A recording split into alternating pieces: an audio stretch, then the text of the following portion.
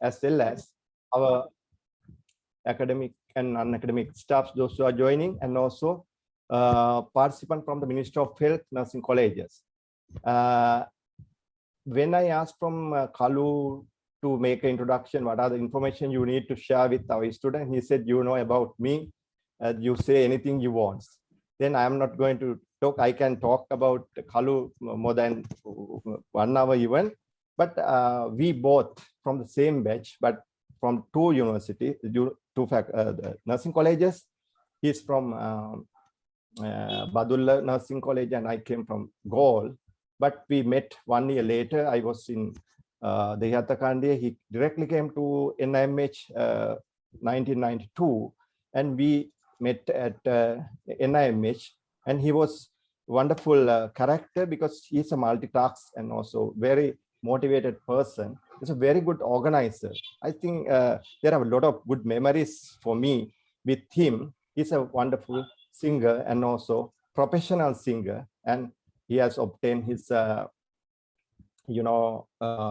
Sharada level qualification, and also he is the only Sri Lankan nursing person who has a duet song with very popular song star, the Malani Bula Sinhala. During the 1990s, 1992 from onwards, 6 years we worked together in the same hospital. We enjoyed that life and also a lot of music, and he had a wonderful instrument set, including big, Serpina and everything. There was a team and there were a lot of instruments we played and enjoyed. And also we visited many places in Sri Lanka, organizing under his leadership. He organized a lot of trips during the working time. And in addition, he, as I mentioned, he has expertise in different areas. Like he's a professional cameraman and also good artist. And also he has a lot of association with the popular figures in Sri Lankan art sector. I think there are a lot of connection. In addition, he is the person, like as soon as he completed his Visharada, he introduced a new CD with 12 original songs, but there were no good backup from the government and the media to popularize this thing by classical songs. And also he has done a lot of volunteer works in the Ministry of Health with us. Anyway, we separated when he went to UK, I went to Seychelles and we separated, but we have a lot of connection. When we go to London, definitely we visit his place, and he is a very good caretaker all the time. Anyway, Kalu, I will give opportunity. I can talk many hours about you, but warmly welcome for our program. Thank you very much for giving this time for our student. Thank you. Thank you, sir. So I'm sure most of you have already got the idea of who our guest speaker is. He is indeed a versatile person, and we'll get to know more about him in our session. So without further ado, I would like to invite Mr. Anura Kalubowila, the General Manager of the Inmind Healthcare Group UK, to join today's session. Sir.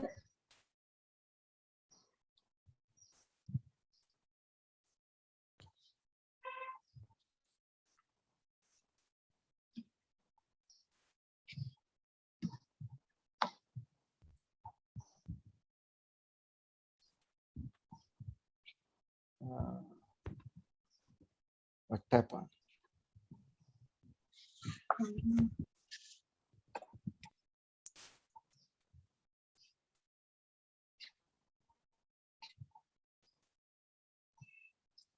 Please remain with us. I think our guest speaker is facing a connection problem. Please remain with us.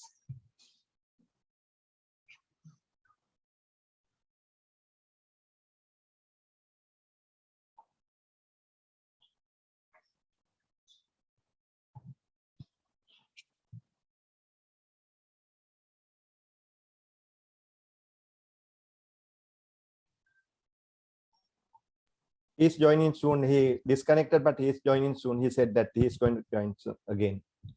All right, sir. Thank you. Yes. So as you all heard, Mr. Anura Kalubowila, I think he's with us.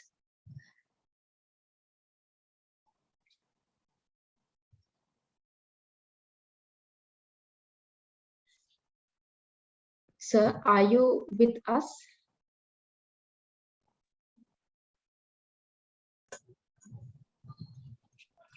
Hello. Yes. Oh, hi. I do apologize because I got disconnected a second ago. I heard part of your conversation and then I completely lost it. Just give me 1 second. I'm just sorting it out right now. Yeah, sure. I'm really sorry. That's all right, sir.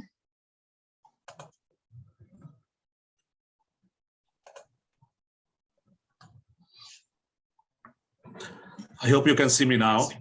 Yes, we can see you and we can hear you, sir. Perfect. Sorry. Just the technology. Yes. Okay. All right. Yeah, I'm here now. Hi, everyone. It's nice to see so many people on the program. I can see hundreds of them. It's really nice.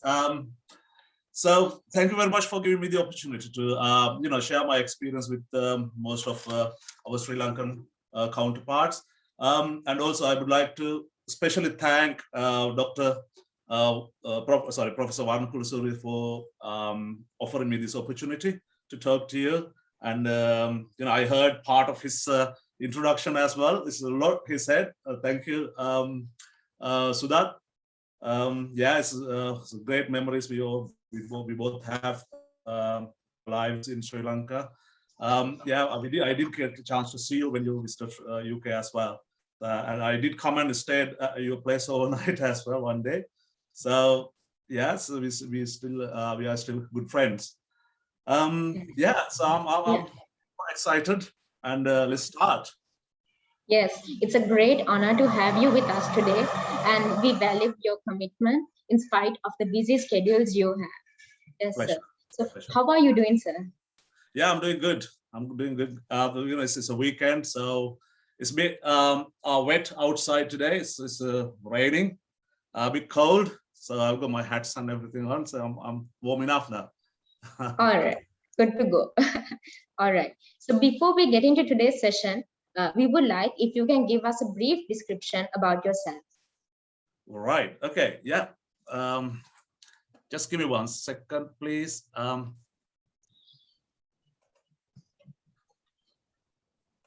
Right. Okay. Right, about myself. Yeah, obviously you know my name. I was born and raised in Passara, in Badula district, Sri Lanka. I've got quite extended family. I have about 7 siblings in my family. My both parents are unfortunately died now. About myself, yeah, I went to Passara Central College, and I did my studies in bioscience medium, but unfortunately or fortunately, I couldn't get into a university there because I couldn't get the required, the grades there. Yeah, so that was my school age. I just wanted to briefly touch up on those kind of things because we don't want to waste much time on that. But going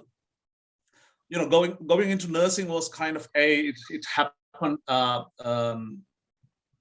as a surprise, I would say, because I had no intention to get into a profession like this. Because when you passed out from your school, obviously there's a huge challenge for young people like us, school leavers, to find a job. So once you are dropped out from your the stream to get into a university, so you have had it. So you can't progress anymore unless you are very, very lucky. So obviously there was a real fight or panic for everyone to find a job. And some people said the bank the positions have been gazetted, or some people might say the teachers are recruited at the moment. So why don't you apply? So yeah, so that was kind of a discussion we had. So amidst that, my sister who's also a midwife, and she said, the nursing vehicle, the placements are open now, just apply for it. I said, why me? And then because I didn't know that there was a existence of a male the staff in nursing profession. But she said, yes, there are nurses, just apply for it. So she did the application, actually, not me. So yes, so that's how I got into nursing. Yeah, so I can talk more about how I feel now as we progress in the program. Yes, yes. I think that's something we can all relate to, because our future is mainly in Sri Lanka, especially focused based on the EZ scores we gain. And if we don't gain the acquired EZ score, we feel quite lost. Very true. Yeah. So diving into today's discussion, you are someone who has taken a very unique path. So starting from being a student nurse to being a general manager of a healthcare group today. So please walk us through this wonderful journey of yours. Yeah, so very interesting question, actually. Yes. I mean, as a nursing student, so I went to Badulla Nurses Training College. I was just an average student. I was very young as well. I was the youngest, I think, out of 120 people there. So everyone called me young brother, and it was a bit embarrassing as well. However, so yeah, so it's kind of an average student. I was not performing, to higher levels, and because I had a lot of other interests, so I was trying to see whether there's anything else I could do. There was the time when we had the insurgency in Sri Lanka in '88. It's a real protest vibe everywhere, and the dead bodies on the road. And we were targeted as well by some of the security forces for unknown reasons. So it was just, trying to find a way of, surviving at the time. Even at the right opposite the Nurses Training College, we could see dead bodies on the shops and all that. So it was terrible and very horrific as well. So yeah, so then I finished my my nursing course. During my the time, we do get a chance to go into National Mental Health Hospital for, I think it's about 6 weeks, because there's a specialized training that we need to complete as part of our curriculum. So when we went there, we all went as a group, and we are lucky because we had a lot of male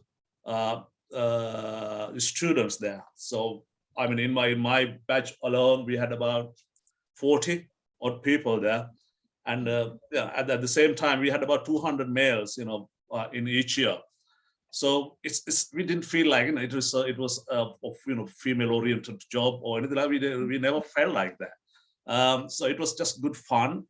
So as I said, when we went to mental health hospital in Colombo, we could as we walked into the mental health hospital, I felt that this is kind of a place I want to work in the future, because it's kind of feeling to me, right? I will feel very comfortable in here. A lot of males there and a lot of staff, all males, and it's a very male-dominant workplace. So I said to myself and even to my colleagues, what if we apply for a post here, as a first appointment. And yeah, some people were a bit apprehensive about it, but I was very positive. So we were just waiting for our appointments, and here we go. So luckily, I had my first appointment in a mental health hospital in Anura. I think that was my turning point in my life, I would say. And I'm sure Sudha can second what I say now as well. It's a wonderful place, and it's a very, very challenging place. So some of the practices were not really great, within the nursing profession or within the medical profession. A lot of harassments towards patients there, and so what we saw was not nice. But outside that, the life as a male nurse in there was very, very fulfilling and very kind of a thriving, the life we had there, because everyone we had in there had kind of a talent outside their nursing profession.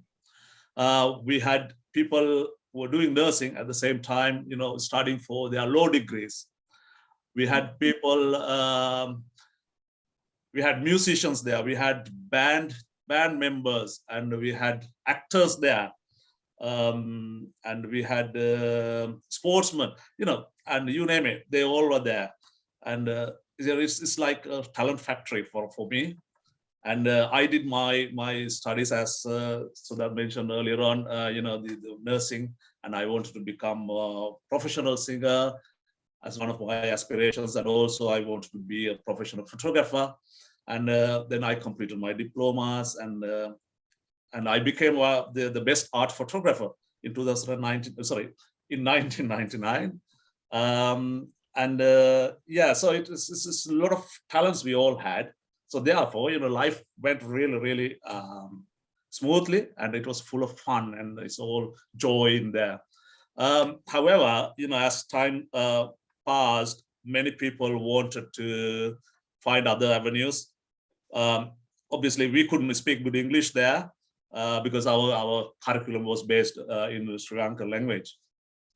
So many people did the English courses. They wanted to go abroad. Many males were inspired by some of the previous the nurses there as well, who were said to be working abroad or who had gone already abroad. And so wonderful stories. So they were really, really inspiring us. So everyone wanted to go abroad now. So my colleagues wanted to go, but I didn't want to go because I had something else in my head. So I wanted to stay in Sri Lanka and become a singer and all that. Eventually, so I was everyone, as all my friends were moving along, they were to Oman or some of the Middle East countries or Europe. I was just on my own. I felt like I will be lost here, so I should follow what my friends do. So it's kind of a inspiration or persuasion from my colleagues actually for me to move to UK. So I did apply for it. So that was the right time. I tried initially to get into USA, but I couldn't do that. And then I tried the UK pathway, and which went really well. And I was offered the position in one of the brain injury hospitals, some about 150 miles away from London. So I live in London at the moment, so it's far away. So I went in there. There was about 24 students, foreign students. We had to do something called adaptation training, 6 months training. So I was on my own, and a lot of people, they could speak good English, and really, really great people. And there were like Philippines, there were a lot of people there as well.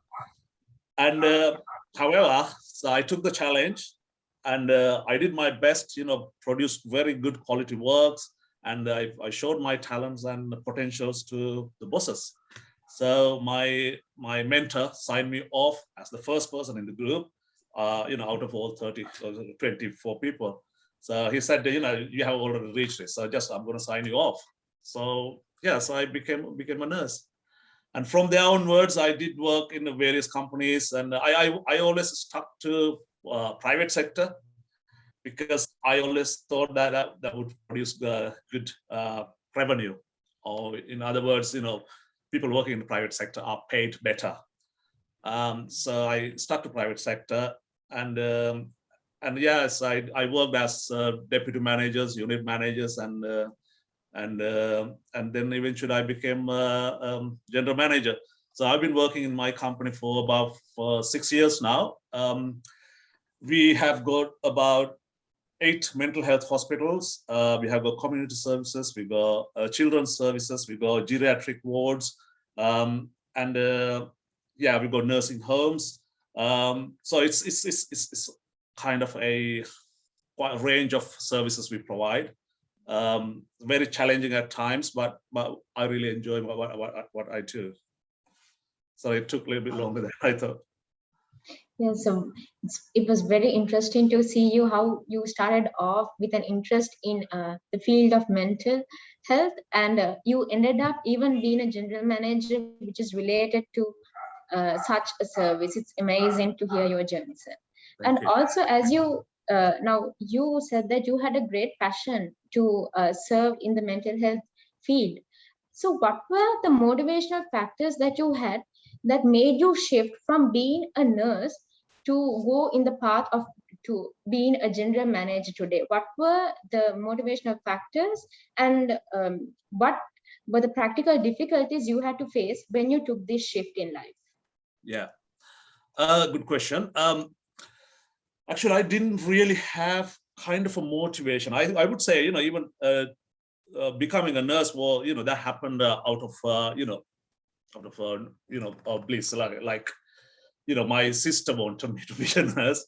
So, and then being in the UK now is not something I wanted to do, but the system, shaped me or molded me to, to move to another country. It's the same with my management post. I think probably the way I deal with things, probably the way I deal with people, because in the UK, if you perform well, if you show your talents and skills there, your bosses recognize it. They note it, right? This person has got potential. This is my observation. They discuss that. They want to actually use those skills for their business purposes, for example, right? I think this guy has got the potential. I think we need to use him effectively, right? So that's kind of rather than me having a motivation to do it, it's the system that I would say that encouraged me to be where I am now. Because all my bosses, they wanted me. They didn't want me to leave the jobs. They do whatever they want. If I want to ask for, or different, perks or whatever, they always offer me because they want me. So yes, it's just, I think it's just, I wouldn't say I had any motivations. I would say that probably there's something that people like within me, myself. Yeah, that would be the answer to that question, I would say. But the thing is, becoming a manager from a nurse is a huge step up. You can't do that, in kind of overnight. It doesn't happen like that. So obviously that shift is quite big, but in the UK you get the good support. There's a good support mechanism always available there.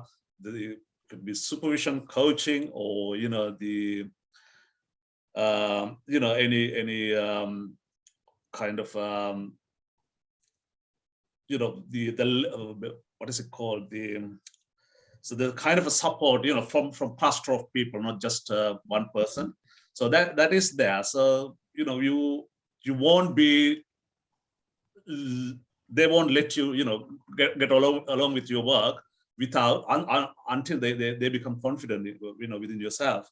So therefore I think it is a challenge of the shift, but I think there was a good support mechanism available for me. So therefore, it was okay for me. Yes, great. It's a blessing to have been placed in a place where your potential is identified and given you the position to develop your potential. Yes, I think it's a blessing. So, throughout this journey, what is the most unforgettable incident that you have encountered? Right. Okay. So I've got quite a few incidents. Experiences, I would say, that I would like to share with you. My mind takes me back in probably around 2000, probably just before 2000 to 2020, not 2020, sorry, to the year 2000, probably 1998.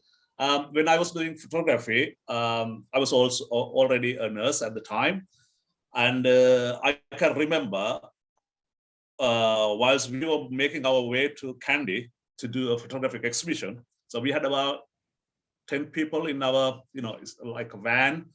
And, there was a passenger carrier or bus, overtook us. And then as they, passed by, they lost their track or whatever. And then the whole bus, fell into a kind of a ditch there. It was about 100 feet deep ditch. So whole bus, so I could hear the passengers screaming for help and, all the kind of mayhem there. So I can remember me jumping out of the van as the first person, because that's something I wanted to, I wanted to help them. That's instinct, that my instinct says, go, jump, because it was quite dangerous to jump into that ditch, but I took the risk. And so many people didn't want to even come out of the van, but I did it. So I was carrying dead people and injured people. I was trying to, kind of striving to climb up with people, and then later on many people came in to help. So I think that courage was given to me by my profession as being a nurse. Otherwise, I wouldn't have done it. I could deal with blood. I could deal with, bones, broken bones, and all that. It's quite a terrible scene to see for an ordinary person. But I'm proud that I did it because I had the courage to do it. And furthermore, I would like to share a couple of more experiences as well. I can remember, again, this is something to do with my photographic career. I was going to take some shots in Kalani Temple. So I was crossing the river on a raft. There's a raft there, so you can, there's a kind of rope there. So as I was reaching the temple side, I could see a bunch of people, mostly ladies. They were having a river bath there. They were clinging onto tires. There are some tires there just to stop the raft banging onto the river bank. So they were clinging onto the tires and having a bath. I thought it was some people like probably some pilgrims, I would say. And all of a sudden, one person lost the grip of the rope they were holding onto, and then they were just drifted away from the bank. So without any hesitancy, I jumped to rescue that person. It was a lady, a middle-aged lady. So I managed to bring her back to the river bank, and I could remember everyone treating me as a hero there. Again, so that's the courage or the skill I gained from my profession. If I didn't do that, I wouldn't have done something like that. And also about 2 years ago in the UK, I can remember when I was around in my office, there was a big shout there because someone has choked on food. One of the ladies choked on food, and she was not breathing. She was almost dead. So no one couldn't think what they could do. But without any second thought, I jumped into help, and I grabbed the lady, and they hugged her and gave the Helmlich maneuver, and then dislodged the actual block there. So she choked on food, on the sandwich there. Yeah, she's still there. And I can remember at one of our forums, the two daughters stood up and pointing at me. They told everyone that this man saved my mother's life. So I'm really, really grateful. And, it's very, very emotional scene as well. And, I felt really, really proud that I was a nurse to do that. Otherwise, I won't get the opportunity to do it. And even in mental health hospital, people choked on food. I can remember one person who was almost dead now. And I went in there. Without any hesitancy, I gave the person the mouth-to-mouth breathing, no, no, clothes or anything like that, just direct mouth to mouth breathing, and also chest compression. But unfortunately, that person passed away. Yeah, so those are kind of the unmemorable, unforgettable rather, events that I can think of at the moment to answer your question. I think that was very interesting and very inspiring stories. All three of them, I think, taught us, especially as nursing students, to be courageous and to put others first before yourself. It was very interesting and inspiring, especially for us students. Thank you. As a person that has been in the UK, what are the disparities you see in the nursing profession in Sri Lanka and in the United Kingdom? Yeah, okay. I can answer that question. Well, honestly, Sri Lanka produces really, really great skills, great talents, right? Great nurses. Okay, they are wonderful. I mean, nursing education. I'm talking about the education I had in a nursing training college. I don't know the situation at the moment with the university level studies, but I'm sure that that's far more better than what we had. But I can't comment on that. But the people who come out from the nursing training colleges are wonderful, right? They are super talented. They are all-rounders compared to some of the people we see here, even in the British healthcare sector, right? So, and they are very, very passionate about care. So this is mostly ladies, and the ladies are very good at that aspect of people, like the giving the kindness, compassion, and care, and that being like a motherly kind of a nature, showing that to people. So that's element is already there. But unfortunately, the drawback there is that our nurses they haven't got that kind of a, what do you call it, emotional intelligence or self-awareness, or that kind of a instinct there to show up those skills, right? In other words, you are really, really nice. You work really, really hard throughout your shift from 7 o'clock till 12 o'clock, and you are running like a headless chicken, and you did the best for the day, for the people, and you dealt with other professionals, and you did all that. So you had a great shift, and you committed yourself, and you did everything possible from your level. And then now it comes to the visiting time, right? You never, so throughout the shift, say for example, you haven't had a break. Now it's a visiting time. A lot of visitors come around, say about 12 o'clock. I don't know the timing, but say about 12 o'clock, and all nurses take a break, sit down in the middle of the ward, right? Probably talking about teledrama or nadagam kare or whatever, or perhaps read a newspaper, or perhaps have a cup of tea sitting there. We know that this person deserves this break, but public don't see that. Public don't see that. All public sees that nurses they are just sitting there, sitting around the table, doing nothing, having teas, and and gossiping and all that. That's what the public see. Okay, it's very unfortunate that we can't show what we really do, in a word, to the public. That's why the public image is not as great as it should be, and it's very, very difficult to challenge that because of the setup of the system. I mean, if we had kind of a that instinct there. So this is the time the people come. Therefore, we have to be mindful about it. People will notice that we should not be sitting around the table. We should not be gossiping.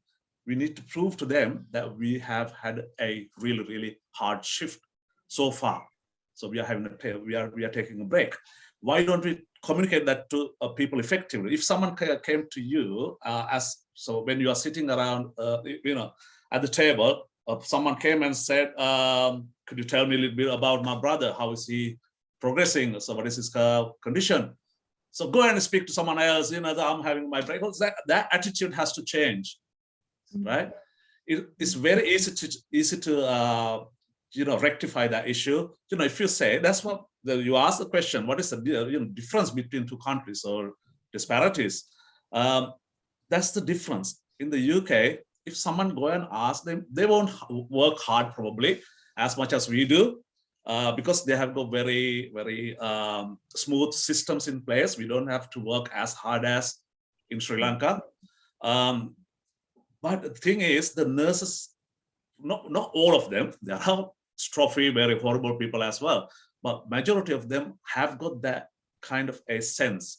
So they know how to speak to people, right? If they are busy, they might say, so could you wait for 5 minutes? I'm just having my break. As soon as I finish my break, I will come and talk to you. So it's just, communicating that bit to that person. That's all it takes. But many people don't do that. And so that's why many Sri Lankan, this is it's like public image is that nurses are kind of demons. They are very, very rude and, not helpful. And there's some other professionals are, gods and all that. So that's because of that reason. It's not because of anyone's fault. But unfortunately, we need to have that kind of a sense there. So if we can improve that aspect of our profession, I think we have a long way to go, and that will definitely enhance the image of the profession. But it's a difficult one. It's kind of easier said than done. So if you want to practically do it, so think about a nurse who is living 5 minutes from a hospital and who has been transferred to a hospital 30 miles away from their house. So there is a hospital next door to you, but you are working far away, 2 hours journey every day. Nurses are very, very, they have got their own life. They have got their, they have got their kids. They want to, they give good education to kids, and they do night shifts, and it's a terrible life they have, but the system makes the life of the people miserable. So that's what lacking in Sri Lanka. But in this country, if I don't like the place that I work, I leave the job, because there are a lot of other opportunities elsewhere. Okay, but our perception is that in Sri Lanka, if you do a government job, you have to stick to that, otherwise you will lose your pension. Okay, that's not the case in the UK, right? You get better payments. There are a lot of private industry. Private industry is sometimes far more competitive, and in terms of the benefits and all that, and working conditions and all that. So the opportunities are there. If I say the people can't transfer you from one place to another, it's up to you to decide whether you should move or not, right? So, but in the policy, in the transfer policy in Sri Lanka, as far as I can remember, one nurse cannot stay in one place for any longer than 5 years, which doesn't make sense to me at all. So that's why people's life is miserable there. But it's better conditions here. Unfortunately, we want to see this system, functioning in our country, but it's not the case, unfortunately. Yes. So what's in our hands is to improve our communication and our attitude towards our patients and their families. I think that's what we can do. Yeah. And yeah, so is there anything that you suggest that we can do as a country to develop or make improvements in our profession for a better image? I mean, it will change. I mean, in the course of a passage of time, that now you can see that there are a lot of academics in nursing. There are a lot of researchers in nursing. I mean, prime example is Professor Varna Kurasuri. So when he was, when we were working together, I never thought that he would achieve what he has achieved now. And it's a wonderful example, it's very inspirational, and people need to follow that pathway. So when we have got more people like that, okay, the image of the nursing will definitely rise, right? So if we have got good people who have got great presentation skills, go to media and, deliver really great speeches, or, write great articles. Those are the kind of things we need to do. But at the same time, we need to have that, we need to improve our nurses' personal and interpersonal skills, like communication, and how to talk to people. So the person who comes to you to be cared for, they expect love, that kind of that caring attitude, and the motherly attitude. So that's what they expect. Boys can't provide it, but girls can provide some of those. But having said that, the male nurses have got great skills as well, great interpersonal skills. They can be sensitive as ladies as well. But so that kind of expectation the patients have when they go into a hospital. I can remember, when I travel a lot around the world. When I was in Australia 2 years ago, I was attacked by a stonefish in the sea. Stonefish can be the most venomous fish in the world. So within 20 minutes, you have to have the antivenom, otherwise you will be dead. Okay. So I was attacked by the fish, and I was rushed to the hospital by my friend. And that was the day I was meant to fly back to England from there. So now in few seconds, 10 seconds, my foot became double the size. It was all black. It's all it's all gangrenous and all that. And then I was rushed to the hospital, and then instantly people knew that I've been attacked by a stonefish, because it was this kind of excruciating pain. I could I was yelling and all that, and people many people, doctors and all that, I could bypass the A&E and all that, went straight to the ward. And they were giving me painkillers like morphine and fentanyl and all that, but none of them worked. So I keep, screaming, "Can you give me something stronger? It doesn't help me. But there was one person there.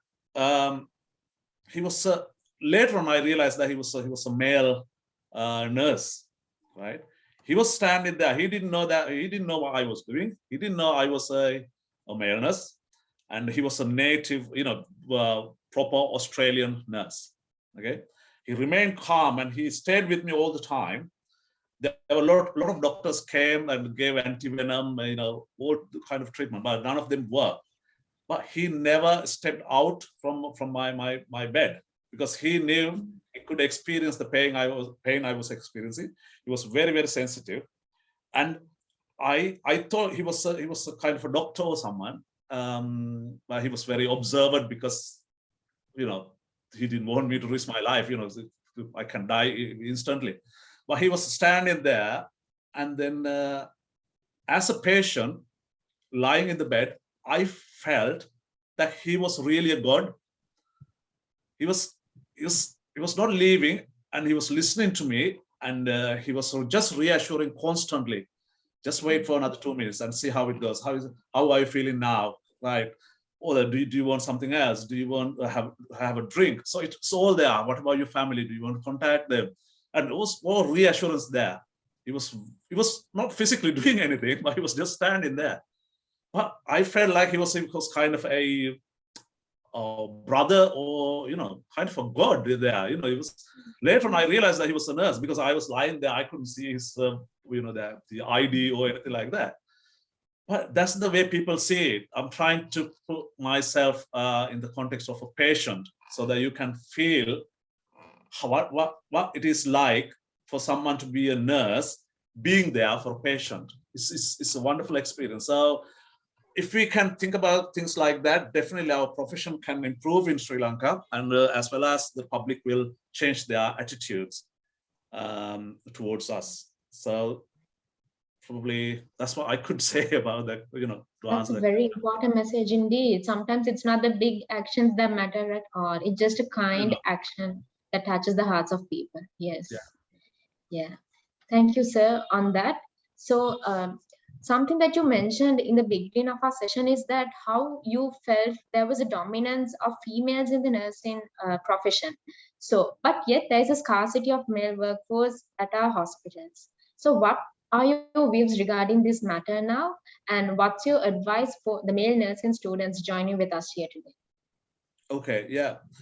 I think I missed something as well. I know in terms of raising our standards, professional standards in Sri Lanka.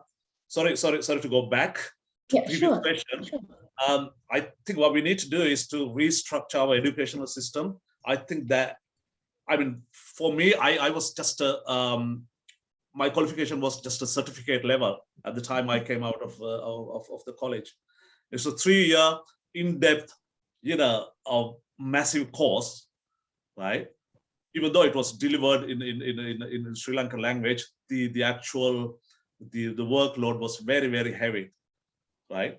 But we definitely deserved a degree at that time. We felt that, but we were only given a certificate. And now I'm pleased to see that it has at least moved up to next level. Now it's a diploma. But if you want to further raise the standards in our professional status, it has to be a degree level. At least, we are in the 21st century. So, any profession like this, which is highly recognized worldwide, should deserve a degree. So that has to be, that's something that the policymakers need to take into account. So, even if it has to be kind of delivered in English medium as well, it will be professionally recognized by many. Your qualification will be recognized in any country if it is done by English medium. So I think it has to be 100% English, and it has to be a degree that the person will hold when upon their the leaving the nursing training school. I think that has to change. That will definitely increase the professional identity. So next question that you mentioned was about. The male scarcity. Oh yeah, so about male staff, right? It's a great question. I really enjoy answering that question because I'm a male nurse as well. I think, as I said, the nursing has evolved over the passage of time. Public perception about things have changed as well. Okay. There is a huge interest from employers to employ more males. As I said before, I think I did mention that the NHS actively the raise awareness of this as well, because they are more interested in males in certain aspects of nursing as well. Not probably nursing is not certain specialties is not everyone's cup of tea. Someone may say I hate working with babies or pediatric ward, or some people majority of males will not be liking to work in like place like maternity ward, for example. But there are so many other specialties. That the travel nursing is one of the wonderful career for a male staff nurse. Or there are community nurses or nurse specialists, diabetic specialist nurses, tissue viability specialist nurses. Or psychiatry. Psychiatry is there's a huge demand in psychiatry, and we're really very well paid job as well. There are certain things that the males can do, but there are certain aspects I must admit that people males wouldn't like to do. it's not about gender. As I said before, the people like a mixture of people, males, females. It's not just about nursing, any career. They want that diversity there. Kind of a diversified workforce will reflect the organizations, certain ethos, like equal opportunities and human rights and all that. We cannot be discriminated against our gender, because for me, being a man is not my fault. It's just the nature produced me, and you as a girl, that's the way the genetics or whatever it is work. So we cannot be discriminated against that. So I mean, that's why I think that more men should get into nursing. They will make really great nurses, and they have got a lot of opportunities. As a country, Sri Lanka should actively promote this. The saddest thing is, they have got that cap 5% male nurses in nursing training college, but as opposed to that, you in the university, there is unlimited. It depends. You are selected through your Z-core or whatever it is, and you have got more males there, proportionately. But in the nurses training college is still that kind of conventional way. Their thinking hasn't changed to suit the requirement of the modern world. But the world has changed dramatically. If they don't recognize that, we'll be stagnant there all the time. Because I live in a foreign country, and I can see the differences, between both sides. I mean, being a male nurse is kind of a celebrity kind of thing. So if you have when you go to a ward, you are the only male nurse in there. You stand out better there, right? So you are like a celebrity. You are like a star. I mean, that's the case in here. Women like man being in there. It's good for them as well, because they undertake heavy loads. They are stronger. I mean, ladies are strong as well. I'm not discriminating that, but the men can be a good source of power. So if you want to maneuver a resident or transfer a resident, so that manpower is there.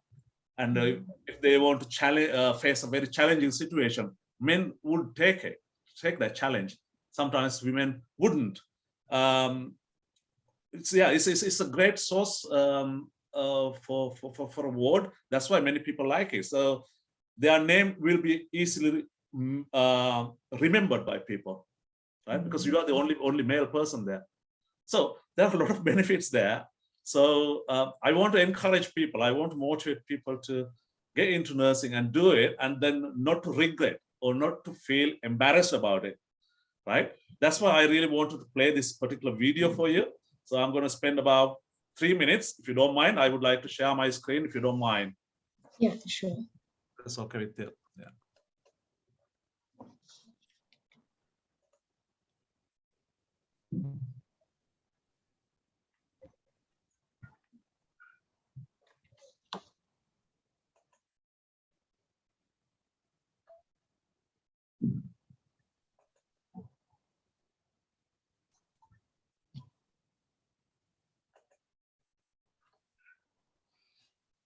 I hope it will run smoothly. Can you see my screen, please? It's still in the process of sharing. Yes, now we can see it. Perfect.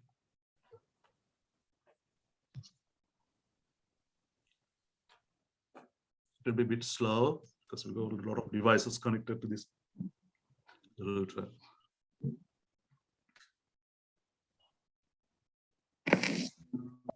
There's so much that goes into being a nurse that a lot of people don't realize.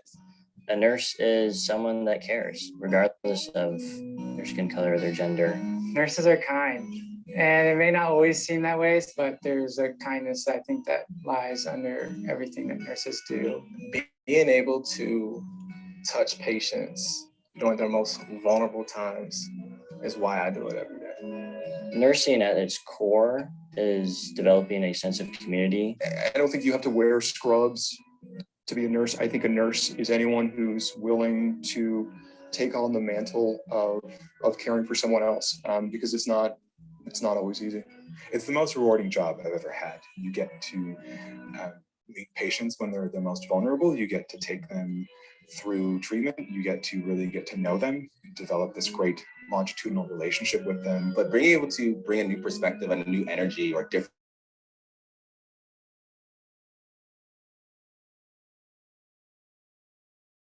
Whether you're male, female, it's there's lots of opportunities. There's lots of different pathways. That's one of the biggest things I would like to see is an increase in males in the nursing profession. I personally take a lot of pride in being a male nurse. I'm passionate about kind of increasing males in nursing only because I think nursing is a profession that is really important that it reflects the community it serves. I'm a nurse. I'm a nurse. I am a nurse. We got this. We got this. We got this. We got this. So that's what the world see. Sorry, I'm trying to get this the screen back. Yeah. Students with dyslexia like me save 10 hours a week studying using this Chrome extension. But no, by all means, skip the... Sorry, I think, can you see am I back to the Zoom there? Yes, we can see you. I think the screen is still on share though. Oh, okay. Stop share. All right. Is that better? Yes. Yeah. Okay. So that's so few male nurses. They're so inspirational. So you feel good when you listen to actual people who deliver that wonderful service in the world. So that's the world. The phenomenon about the position, the profession. So I think the guys should be proud of what they are doing, and your future will be really great. So I don't think you should be embarrassed to be a nurse. So you have chosen the right pathway.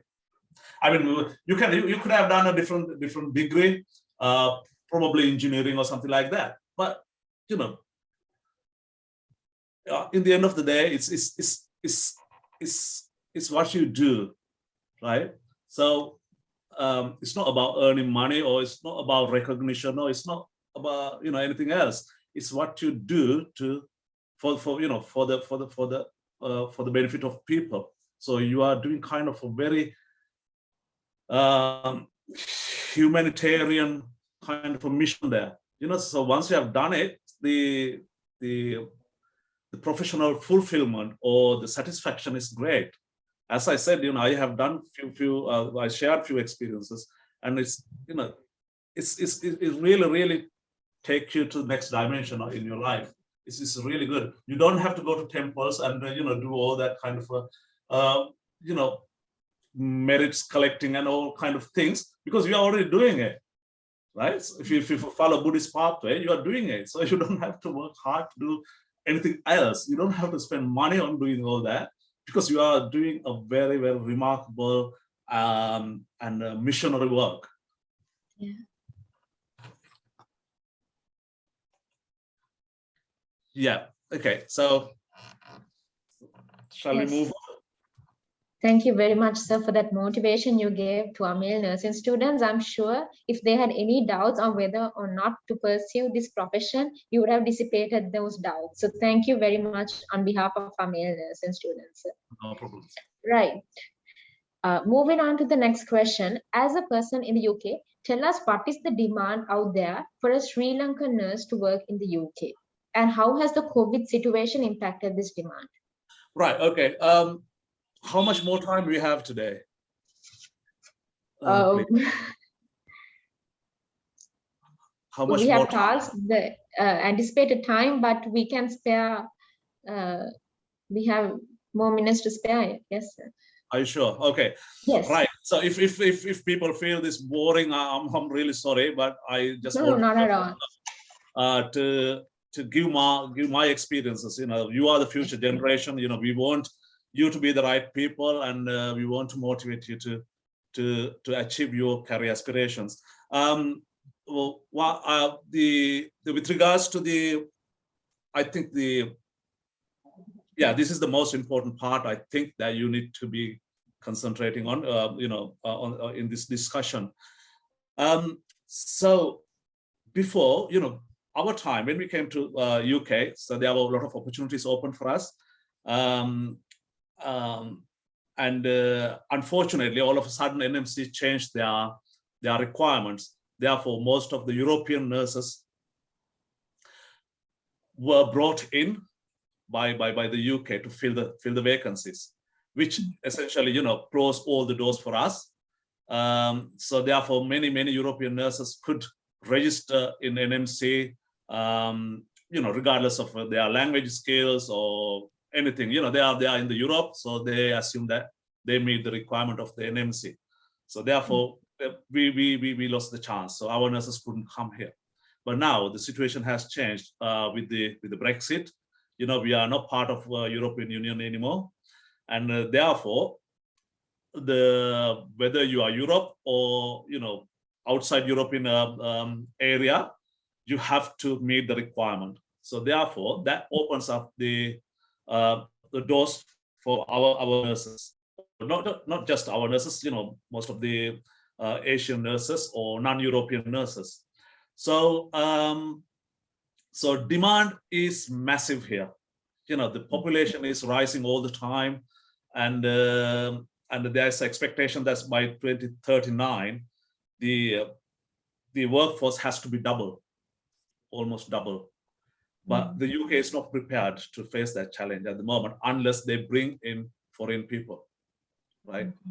Because the people live longer and life expectancy is higher. It's the medical treatment and all that has advanced. Therefore, so the UK needs more people now than before. So this is a wonderful opportunity for many nurses to think about going into explore more on working in other countries. It's not just UK. So there will be a lot of opportunities in other countries as well. So you asked about the COVID.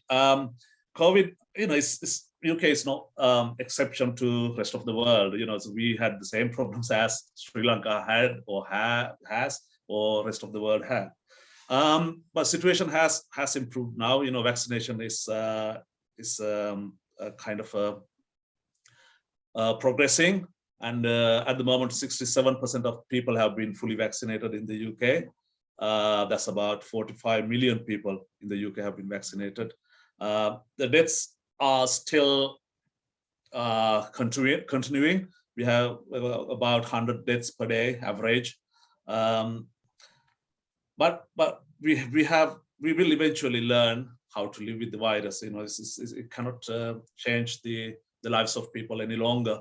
That's why. So we are back to normal. We don't wear masks as it's up to you. We can wear masks if you want. It's not a requirement now, and life is almost getting back to normal. People are still a bit scared. So I think this is the right time for people to move on. If there are any people who are interested in going into to do work and live in the UK or elsewhere, I think this is the right time. Wonderful. So for those who wish to work as nurses in the UK, what is the process they need to follow? Right. Okay. Process is a bit complex, but not bad. Okay. So you can follow it. I'm not here to give you consultancy here for you to come to UK, but I can give you kind of guidance there. But it's entirely up to the nurses who are interested in moving into UK to explore more and research on the pathway. So basically, as I said, the degree has to be done in English medium. So you have to prove to NMC that this has been an English-based degree. So it is a requirement. Number two, you need to have to prove to them your English proficiency. So in order to do that, you have to undertake either IELTS or IELTS we call it, or OT, I think OET. That's occupational English test. So you got two types of tests that you can take. Not both of them. You have to take only one. If it's IELTS, I think there are 4 different modules: speaking, comprehension, and listening, and something else. So you need to achieve 7 a margin there. I think one of them can be, I think listening can be 6.5, but overall it has to be 7 in IELTS, or the other one, OET, or occupational English test, that has to be a B grade that you need to have. So once you have done that, you have got to get onto NMC website and start completing the application, right? So the application process is very application process. It's very self-explanatory, so you can understand what steps you have to do. It's very simple, and complete the application, and then so you have to produce your evidence as a good character. It could be a personal testimony or reference or something like that. You can produce police clearance certificate and things like that. So that will tell you what we are supposed to upload. Once you have done it, they will invite you to undertake a computer-based test. It's called CBT. Okay, so that can be done in Sri Lanka. So there are recognized NMC recognized testing centers in Sri Lanka in various places, and yeah. So once you have done it, you have, I think there are 120 multiple choice questions. So once you have passed the test, obviously NMC will confirm that you have met the requirement, and then you have to find a employer who will provide you a certificate of employment. Okay, so that's a requirement. So once you, it could be a bit tricky, especially when you work from when you are in Sri Lanka. But there are a lot of websites that will help you. For example, St. George's Healthcare is one of our closest hospitals here, and they actively recruit people from overseas now, right? Okay. They will even pay some of your costing to come into UK for your visa process and all that. So they are that keen. You can see that.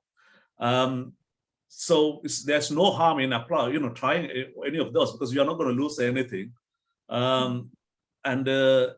It's once you have, if the St. George's is willing to offer you a certificate of sponsorship, so that's it. So you come to UK. You come to UK in order to do your second part of your selection process. So that's called I need to tell you the exact terminology. I think it's called that's called OSCE, or Objective Structured Clinical Examination. Okay, it's Objective Structured Clinical Examination. I think that's based on scenarios, so that will assess your knowledge around your competence in facing real-time situations. So there are 3 centers established in the UK for that purpose. So it's kind of a virtual class-based training rooms where you will be given a scenario, and you make your judgments, you do your observation, and then based on that, they will decide whether you meet the requirement of the competency requirement or not. So if you did fail, so you have to do that within 12 weeks of your placement here. But during that 12 weeks, you can still work as a pre-registered candidate. You can still work, right?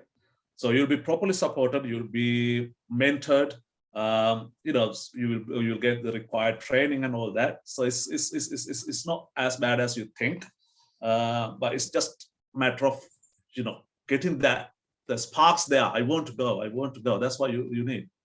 Once you pass that test, that's it. You are on NMC register, so you can practice as a nurse.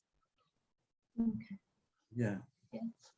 Thank you for the detailed insight regarding it, sir. So today joining with us are many nursing students from all over Sri Lanka. So is there any specific guidance you would like to give for those who have recently graduated? Well, I think those who would like to migrate. Yeah, I think you are in the right profession. You are in the right pathway if you want to have a successful life in the future. So don't let anyone let you down. Okay. So whether it's a profession or whether it's a media or whether, whatever forces you have go around you, don't feel that way. Don't be demoralized or demotivated. So you are in the right profession. You are in the right track. So it's just, you have got a lot of potentials as a Sri Lankan nurse. Whether it's a local, Sri Lanka, within the Sri Lanka, you can grow, you can climb up the career ladder and become a really, really successful academic or a researcher, or do something remarkable for the people. Or if your intention is to move into a country like UK, the pathways there. I think now the interest is really, really high in nursing following the COVID outbreak, right? People realize how great this job is, how much recognition it has achieved through the management of COVID. So in the UK, the application volume has gone up by 37%. Okay, so that's a massive increase. Many people want to do nursing in the UK now, right? So I'm trying to motivate people here. You are great. So everything is possible. Your sacrifice you're making now is kind of an indicator of your success in the future. So just sacrifice, take the risk and undertake the challenges, and you say, I have that, I want to do, kind of a can-do attitude, and the determination. That's what you need. And if you have got a passion and courage and kind of a motivation, just follow it. Just follow your instincts, and go to a country like UK or USA, Canada, Australia, or wherever you want. And you are not letting your country down. Still, you are bringing revenue to the country, and some of the governments will recognize this. Unfortunately, our governments, I'm not criticizing. I'm not I don't have any political ideology there, but some certain countries like Philippines, they produce nurses for the international market, right? So they target, next year we want to send 18,000 nurses to USA, Middle East, and those kind of a target they have. So that revenue flows back to the country. So you are still helping the country. So therefore, if you want to do it, just go for it. That's what I would say to all the undergraduates and all the nurses, basically. All right, so thank you. So taking a small pause from our discussion, I would like to remind our audience that you can direct any question you have towards sir, and our team will collect it and direct it to sir in a few moments. Even now, we have many questions flowing in. So if you're joining us via Facebook, do drop us a question out there as well, and we will collect it and direct it to sir in a few moments. So back to our discussion. Something that we know, especially as Sri Lankans, is we tend to frame our career according to the degree we acquire. So if I get a nursing degree, I feel, okay, I need to be a nurse and that's it. But you have proven that it's not the case overseas. You are working in a place where you know where your potential lies in. So tell us the opportunities we have, and are we capable of turning our tables around and pursuing our dream profession, whether it's been a banker, whether a doctor, manager, whatever it is. Is it possible? Absolutely, yes. You know, opportunities are so broad here. So a lot of opportunities. If you don't want to stick to your nursing career, just move on and do something else. But you have to earn a degree or qualification in order to do something else. I have come across people who used to be lawyers, now you're doing, that now bus drivers. They drive buses. Used to be ex-lawyers. That's the way the people see the world. I have heard of doctors who used to be a doctor, obviously now has become a plumber, fixing pipes. Yeah. And I have heard of a doctor who is a YouTuber now. So, that opportunity is there, people, that's because the thing is, us in Sri Lanka, we are recognized by our profession or our education or by our wealth or what car we drive or our house or things like that. That's not the case in a country like this. Everyone is equal here. So whether you are a plumber, cleaner, or doctor, or politician, or nurse, or it doesn't matter. You get the equal recognition here. So therefore, people are they often feel free to change their career. Being a nurse, apart from doing something good for the people, I don't get any special perks or recognition from government or society. We don't call the consultants sir, right? We don't stand up when the doctors come. There's doctors, if they haven't got a chair there, so they will find a chair and they will sit down. And that's kind of the work environment you have. So therefore, there's no stress. There's no friction between the professions. So it's that culture is really kind of a thriving. It's a kind of a thriving culture. That we have got there, where people feel comfortable to work. So if you want to do something else after coming here as a nurse, you can do it. Yes. There are a lot of opportunities. Okay, sir. Thank you. So something that most of you may not know is that Mr. Anura Kalubowila is a very versatile person. As he mentioned, he has been awarded as the best art photographer of the Hekora School of Photography. He has also become a Visharada in vocals of Indian classical music. And he has released his own CD with 16 original songs, if I'm not wrong. And also, not only has he touched people with his voice and by his talent behind lenses, but he has also stepped out to the streets and sung songs so that he can fund people with kidney and heart diseases and fund their surgeries. Such a wonderful heart is what our guest speaker carries. And there's many more to what he has done. He has also played the main role of street dramas, which were conducted by the Ministry of Health Sri Lanka. So the list goes on his talents. And so we thought it would be great if you can witness just a part of this. And we have a short video for you all to watch. And we hope you will enjoy this video, which is done by Mr. Anura Kalubowila. Thank you.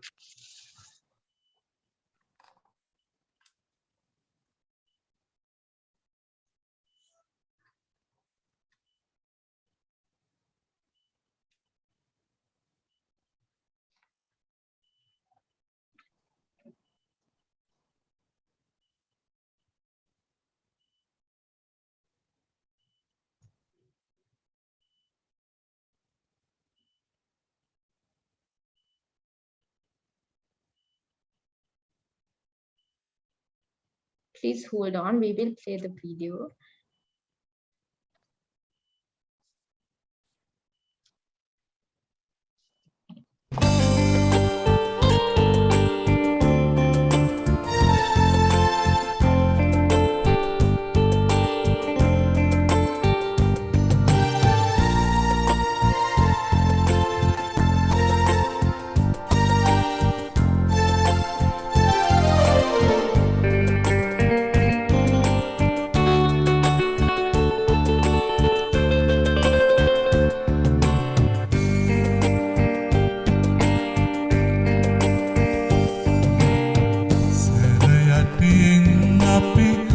යනන තුරා සංසාරේ අපි එකට ඉමු සංසාරෙන් අපි සමුගන්නාදා ඒ ගමනත් අපි එකට යමු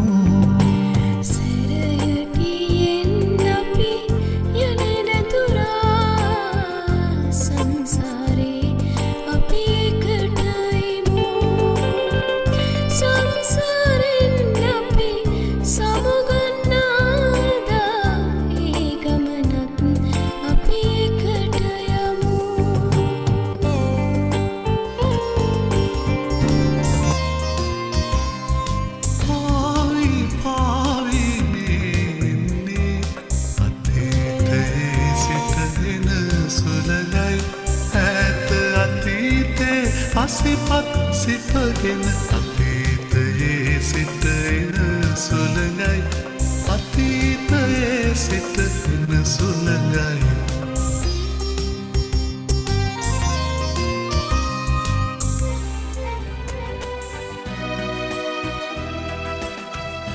නිරති වසන්ත කාලේ කිම ඔබ මෙතෙක්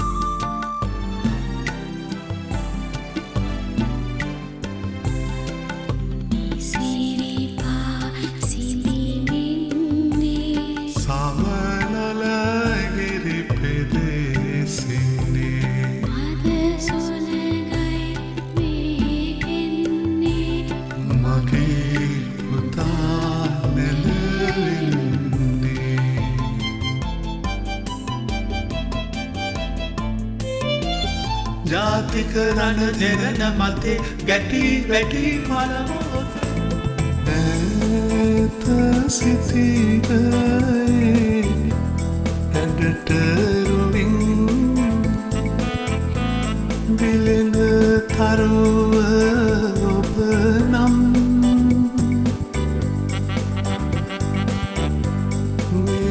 මේගවලා සලු පට අතරින් මම ඔබ වෙත එන්නම්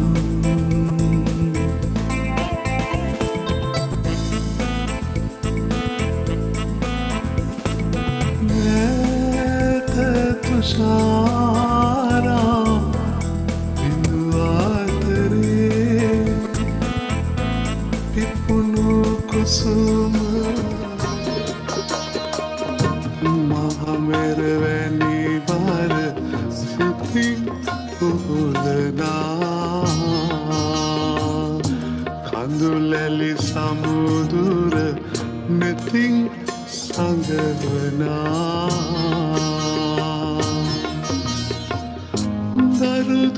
දරුදුකලා තනිව වැළපෙනා පුදු බව ලබනා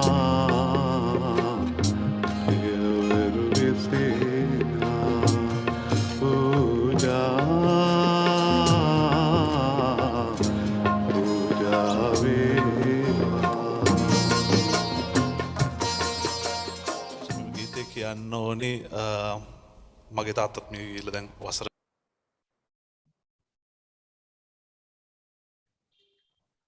Yes, what a mesmerizing and perfect performance. Once again, I should say we are truly honored to have such a talented and unique personality with us today. So with that, this is just one part that we saw. And clearly you are a person that has incorporated all the interest and talents that you have into your life, and you lead such a balanced life. But especially as nurses, we have very tight routine schedules, and I don't think we have time to incorporate our interest. So tell us, how do you have this balance and what are your tips on that? think luckily, I had kind of intrinsic talents like, interest in different other areas, but some people won't have, but they will have to identify their potentials. You will find, a hidden talent within yourself. So you need to have something like keep that as an ornament. You can't just do one job and go home, have a family, and then have all that. You need to have something for your mental health as well. So you just don't worry about, just maybe you don't know how to dance, for example, just dance or do some sports. Or, I often do, I do quite a lot of tennis as well. And, kind of something that can support your life. I know it is difficult for someone, a nurse in Sri Lanka to pursue things like that, but we need to find a proper work-life balance. Otherwise you will be lost. And here, fortunately, we have a lot of opportunities around as well. If I want to play, the colleagues are there. If I want to have music, the friends are there. It's all around. So it's really, really good. But that's not the case, not necessarily the case in our country. Sometimes we talk about these kind of things, but if you come to the reality. For example, I was a nurse there. I know how hard it was being there with the salary we get, with the recognition and all that. It's really proud. If you think about Maslow's hierarchy of needs, for example, right? So you need to meet the needs of the bottom of the pyramid before you achieve those high levels. So sometimes nurses will be building their first level of need, like house, for example. Maybe they have got a house loan to pay for the lifetime. So they are working hard to pay the house loan.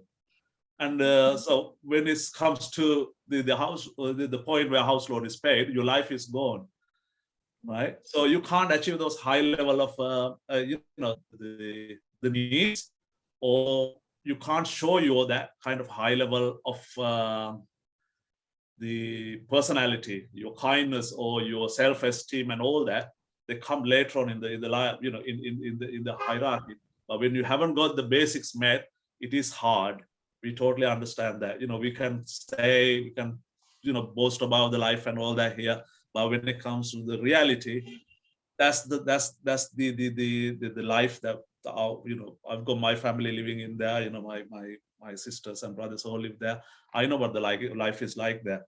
So we can easily say do this, do that, and all that. But what you need to do is to have that courage.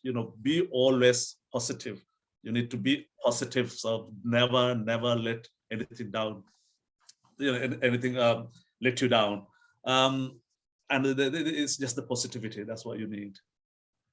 All right. Thank you, sir, for that encouragement. So I think it's time to move to the questions of our audience. So I would like to invite Achini to direct those questions to sir. Thank you.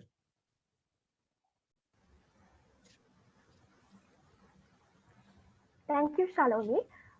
There were so many questions posted in our chat box and other live sessions, but considering the time limit, I picked out some questions out of those. All so right. The first question I would like to ask from sir is, there are nurses in Sri Lanka who are not having the nursing registration in Sri Lanka yet. So is it an issue for them to work abroad without having the nursing registration in Sri Lanka? It's definitely it will be definitely an issue. Sorry. Finish your question. And what are the pathways they have? Sorry, the line was breaking. Can you repeat the last part of your question, please? And what are the pathways they have to pursue their career in abroad if they are not having the nursing registration in Sri Lanka? Right. Okay. So there's no pathway. You are not registered in either in medical council or nursing council now. You are not regarded as a qualified person in your local, home country, for example. So it is, it's the NMC website clearly states that you need to have a registration in your own country as a nurse. So they need the when you put the references, you have to put your regulator or registered body or nursing council as one of the references. Thank you very much, sir. The next question I would like to ask from sir is, what are the universities you would recommend in UK or any other countries to follow BSc degree and master's degree programs, and what are the factors they should consider when applying for those universities to follow BSc degree and master's degree programs? A question. I think most universities offer the placements, but sometimes the fee could be quite, some places could be quite expensive. I mean, most of well, I did my degrees. I did my BA. That's leadership and management. That was in Bournemouth University, and I have been to Coventry University as well. And I did Anglia Ruskin, my master's as well. So, and I was associated with the University of West London as well. So, yeah, they all, certain universities are particularly specialized in the subjects like this, allied healthcare or nursing degrees and all that.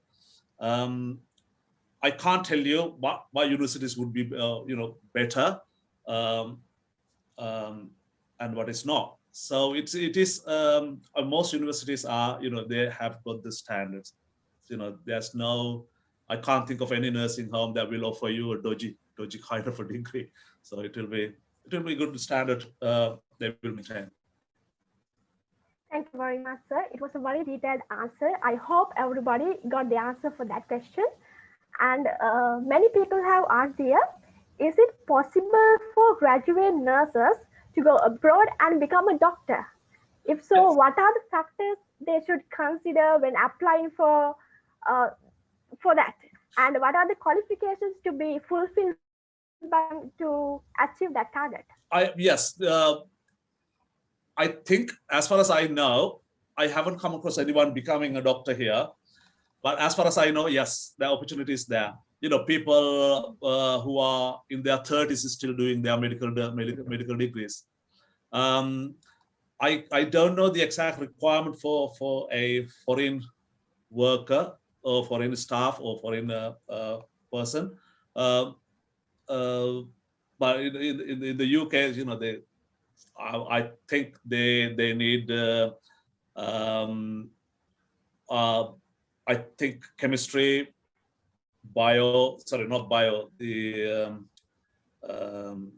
chemistry, biology, yes, chemistry, biology, and one additional subject. Those three subjects are required, from A-level grades. But for a foreign staff member who has already had a graduation there, probably that will be recognized. Probably you will have probably 3 years, or probably less content to complete because you have done part of it. But it's how you are going to satisfy the university that you have met all these the requirements. That's something that you need to explore. But I can't give you an answer, but I know that even at a later stage of your not as old as 50s or 60s, probably in your 30s you can still do it. Thank you very much, sir. It was a very detailed answer. And the next question I would like to ask from sir is, what are the possible master's degree courses which are suitable for the BSc nursing degree holders? Like, which course has the high demand in the current world? Right. Demand is high in most of the aspects of nursing in the UK. So as I said before, psychiatry is one of them, learning disability is one of them, and diabetes, and some of the specialized courses like nurse prescribers, specialist nurses, because we have in this country, we have got specialist nurses for each of the segments of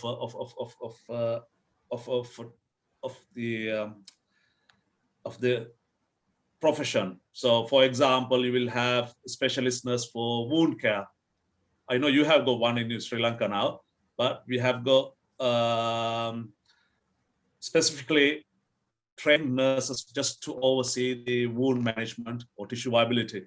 Right? If a doctor wants to make a referral to the nurse, they have to do it. They make the referral to the nurse. You will have pediatric nurses, community-based nurses. You will have dementia specialized nurses. You will have diabetes specialized nurses.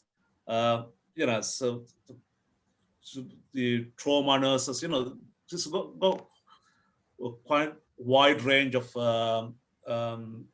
the areas that you can pursue. They all have got demand. So you don't have to be specialized in Sri Lanka, but you can become a registered nurse here, and then probably choose an area of interest, and then you can pursue your pathway. Thank you very much, sir. Thank you very much for your valuable responses. So again, I invite Shalobi to continue the session. Thank you. Thank you for all the questions that were directed.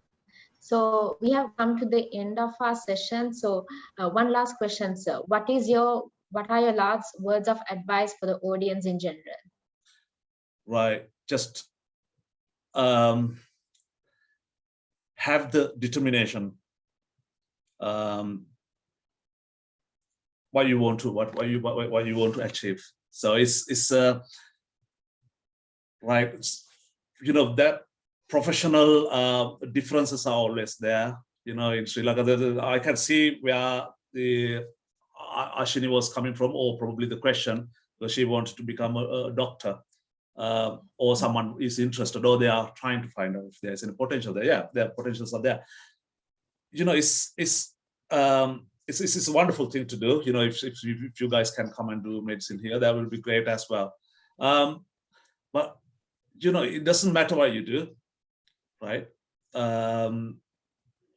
As long as you do something that is meaningful for the people, that's what that we need to recognize. So identify your potentials and fight for it. And until you reach your winning post, just to run the race. That's what you need to do. And you are in a great position professionally, and you are still quite young as well. So you got a long way to go. So I would encourage people to follow their instincts and follow their goal. That's all I can say. As I said, you can come into UK and start as a nurse, and you can do medicine or something else, or law, or it doesn't matter what you want to do. The opportunity is there in Sri Lanka, but in the UK, but in Sri Lanka you have got still really great examples that you can be inspired by, and follow your dreams. That's all I would say. All right, sir. Thank you. Well, I cannot put into words say how thankful and grateful I am that you spared, I think, more than the anticipated time. You spared 1 extra hour just for us for the session of beats per minute. So thank you very much for the motivation that you gave us, for the guidance, and for the knowledge you gave us. It is very highly appreciated. So thank you. And we hope you will be there even in the future for us for further guidance and knowledge that we would need from you, sir. Absolutely, yes. Thank you very much for having me. Actually, I was a bit hesitant to talk to some young people like you guys. Your vision about the world is different compared to ours. But I always try to put get into your mindset and